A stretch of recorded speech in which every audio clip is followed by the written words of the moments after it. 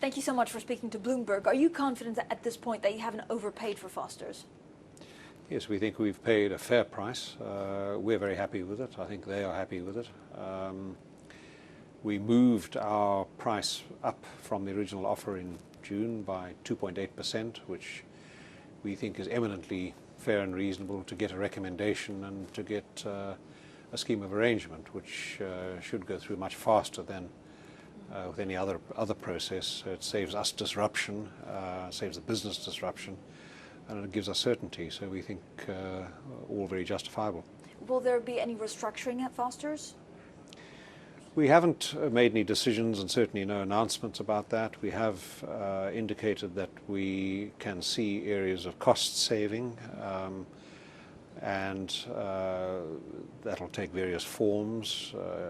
Large amongst the cost savings will be access to our global buying capability, of course, so we expect to bring that to bear.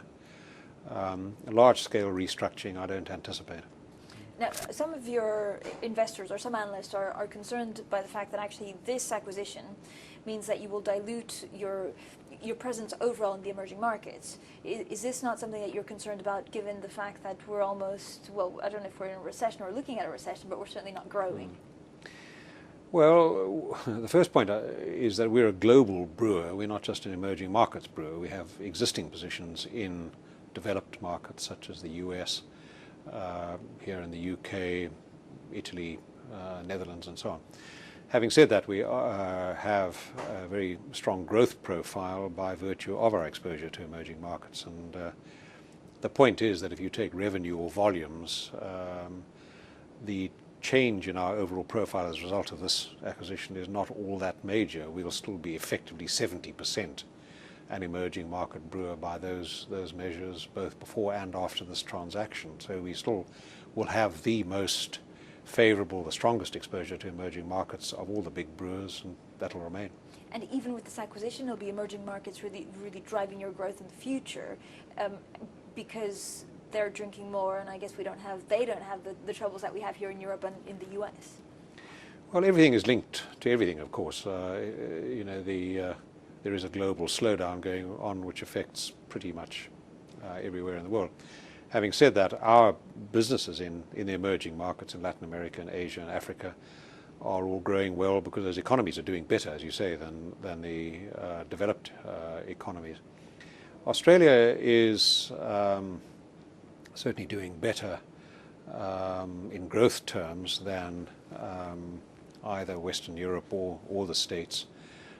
It is linked to resources and commodities, and therefore if Asia really falters badly, I suppose that will affect Australia. But certainly its current performance and outlook are vastly superior at the moment to what we see around here.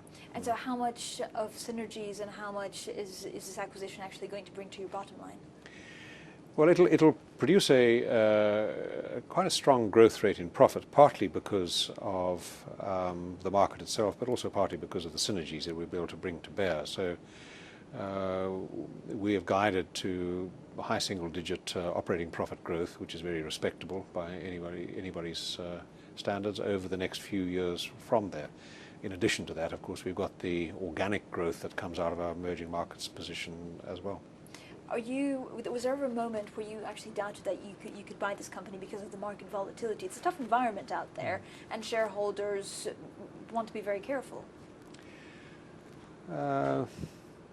Look, we have thought for a while, obviously for quite a long time, that this is an attractive deal at the right price, and we've always said that at the right price it's an attractive deal. We weren't prepared to overpay for it, and we don't think we've done that. When we first talked about the deal, first made the offer back in June, there was some surprise from some of our shareholders and perhaps some adverse reaction from some quarters for a while. That didn't last very long, and in fact our share price recovered back then within a matter of days to above where it had been. So based on that, we think that our shareholder body as a whole became supportive of the transaction, and we think that's the same now. The deal is no deal is ever done until it's done. So we think that there's a very high likelihood that this one will go through. In fact, overwhelming likelihood that it will go through. But you don't ever know until it's done. Do you remember when the talks, what triggered the talks with Foster's? You remember that first time where you met the other side? Yeah, well, I don't really want to go into the history of all the talking. I mean, we made the offer and had some talks in June. Our advisors and ourselves have been in contact from time to time between then and now. And a couple of weeks ago, it became obvious that our positions weren't irreconcilably far apart, and so very fortunately we got to this position. A very last question on your biggest fear for the next 12 months. We talked a little bit about, slowing growth, about price pressures, about commodity prices, which of course affect some of your products. What are you most concerned about?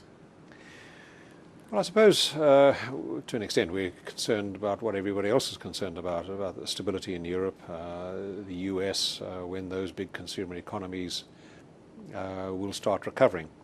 Most of our exposure, though, as we've been discussing, is in the emerging markets. So what we look at most of all is the knock-on effect from the West, effectively, into Africa and Asia and into Latin America as well.